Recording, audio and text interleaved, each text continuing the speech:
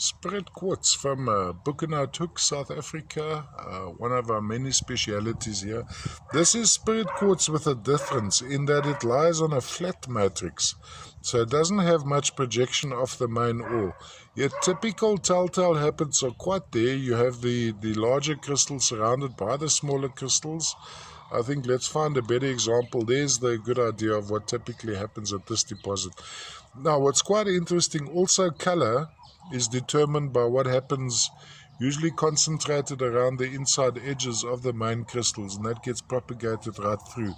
The white material you see on those quartzes would be a dusting of tiny druzy quartz crystals.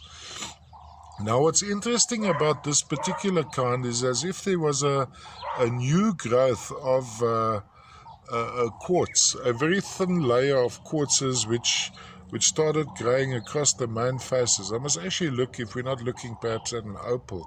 Very, very thin coating, and you'll see it's covering the main crystal. A little bit of yellowishness. This could be caused by hematite in stages of oxidation going into goethite. From a display point of view, you'd have this one flat on a turntable going around like this. Matrix itself is solid quartz, so not all that appealing. And then of course from the top down you'd have this effect.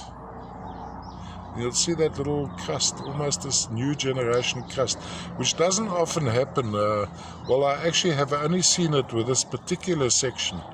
Now note that pockets come and go, and as the guys enter the pocket they'll find a different growth, different form, different color, a large abundance of different colors and forms from this deposit. Hoek, South Africa.